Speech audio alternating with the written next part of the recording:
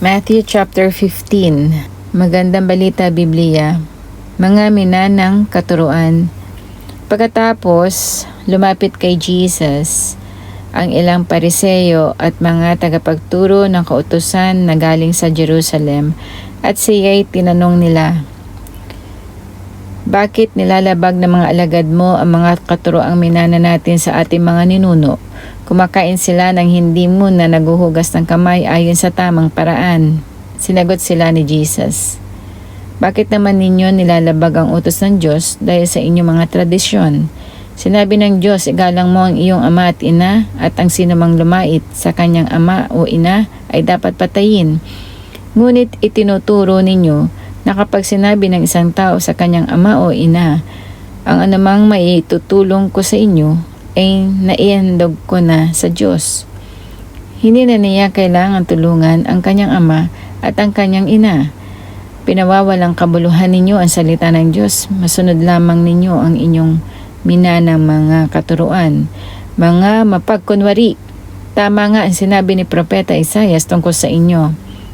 Ang paggalang sa akin ng bayang ito ay pakunwari lamang. Sapagkat sa bibig at hindi sa puso ito bumubukal.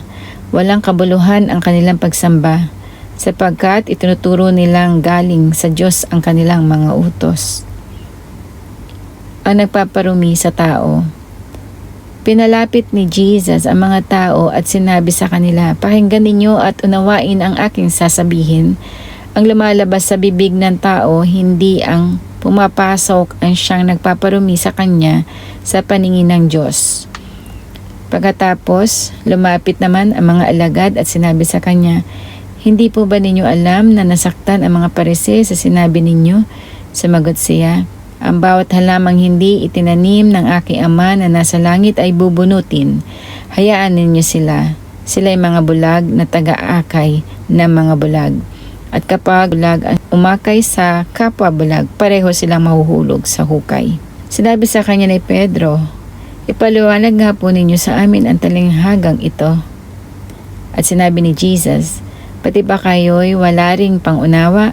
Hindi ba ninyo nalalaman na anumang pumapasok sa bibig ay tumutuloy sa tiyan at pagkatapos ay dinudumi? Ngunit ang lumalabas sa bibig ay nanggagaling sa puso. Iyan ang nagpaparumi sa tao. Sapagkat sa puso nanggagaling ang masasamang kaisipan, pagpatay, pangangalunya, pagkiapid, pagnanakaw, pagiging saksi para sa kasinungalingan at paninirang puri. Iyan ang nagpaparumi sa tao sa paningin ng Diyos. Hindi nagiging marumi ang isang tao kung siya man ay kumain ng hindi muna naguhugas ng kamay." Ang pananalig ng isang Kananea. Umalis doon si Jesus at nagpunta sa lupaing malapit sa Tiro at Sidon. Isang Kananea na nakatira doon ang lumapit sa kanya na sumisigaw, "Panginoon, anak ni David, maawa po kayo sa akin. Ang anak kong babae ay sinasapian ng demonyo at labis na pinapahirapan nito."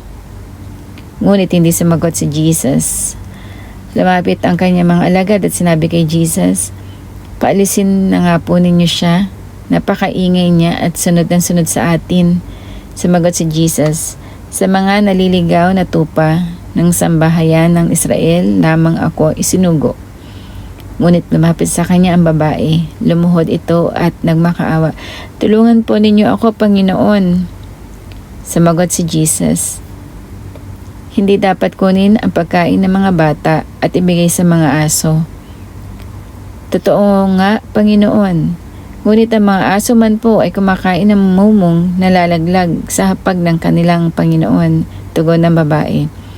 At sinabi sa kanya ni Jesus, "Ginang, napakalaki ng iyong pananampalataya. Mangyayari ang hinihiling mo." At noon di gumaling ang kanyang anak. Maraming pinagaling si Jesus. Pag-alis doon, naglakad si Jesus sa tabi ng lawa ng Galilea. Umakyat siya sa bundok at naupo roon. Nagdatingan naman ang napakaraming taong may dalang mga pilay, bulag, lumpo, pipi at marami pang ibang may sakit. Dinala nila ang mga ito sa paanan ni Jesus at sila'y pinagaling niya. Kaya't namangha ang mga tao nang makita nilang Nakapagsasalita na ang mga pipi, gumaling ang mga lumpo, nakakalakad na ang mga pilay at nakakakita na ang mga bulag. Kaya't pinuri nila ang Diyos ng Israel.